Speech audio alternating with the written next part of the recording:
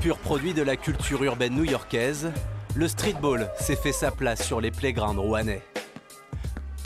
Le goudron est leur parquet, le beau geste leur priorité. Quand la rue accueille le sport, sa pratique devient philosophique.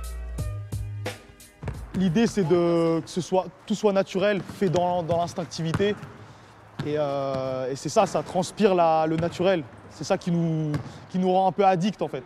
On est vraiment addicts à ce sport. C'est une volonté de se décharger, un poids qu'on peut avoir. Et ça, en salle, ça peut le faire, mais dans la rue, il y a quelque chose de beaucoup plus fort, beaucoup plus intense, beaucoup plus naturel. Autour d'un seul panier, deux équipes de 3 joueurs alternent sans relâche, phase offensive et défensive. Les contacts sont parfois rugueux, les enchaînements souvent spectaculaires. Porté par un esprit de liberté, le streetball s'est affranchi des règles conventionnelles. On vient ici pour jouer, il n'y a pas de fioriture, c'est-à-dire tu gagnes, tu restes, tu perds, tu sors. C'est vraiment il y a une mentalité différente, c'est beaucoup plus dur au niveau des impacts. Physiquement, c'est plus compliqué à gérer, par exemple, des grands. Quand on fait 1m80 et qu'il y a un gars qui fait 2 mètres, on n'est pas 5, donc il faut faire avec les moyens du bord, donc je dirais que c'est plus intense tout simplement. Ok, c'est parti. Héritiers de l'esprit hip-hop, les basketteurs de rue aiment aussi jouer avec les mots. La joute verbale ou l'art d'appuyer où ça fait mal. Et c'est un peu plus agressif, tu vois, chambrer ça peut être un peu gentil, etc. Mais le trash talk, ça fait vraiment monter la tension et ça permet vraiment que y ait de l'intensité dans les matchs et que les gens ils se donnent à fond pour pas justement se faire ridiculiser sur le playground, tu vois. Devenu sport olympique à Tokyo, le 3 contre 3 a enfin gagné ses lettres de noblesse. Un coup d'accélérateur pour Axel et Samuel, fondateurs du projet Air Streetball. Leur association veut promouvoir la discipline à Rouen. Un terrain en bon état, c'est compliqué. J'avais repéré l'endroit qui était vierge et je me suis dit ouais, c'est un bon spot pour faire un terrain de basket.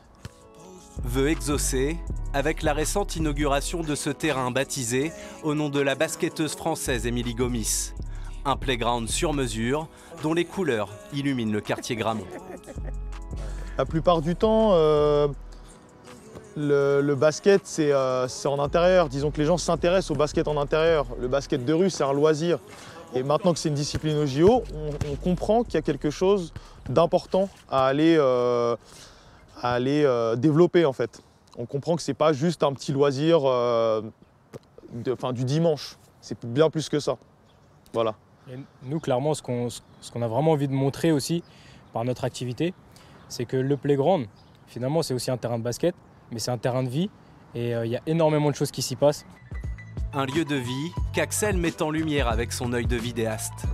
Lauréat du concours Filme ton quartier, il veut, caméra au point, sortir de l'ombre ces sportifs issus du milieu underground.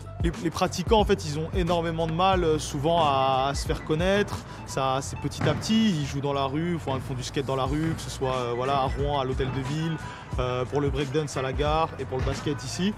Ça met du prestige à tous ces sports, en fait. C'est bénéfique. C'est bénéfique pour la culture urbaine dans tous les cas. Cet été, la ville accueillera la 2e édition du tournoi Northside, une manière de sortir de l'ombre pour faire de Rouen une place forte du streetball.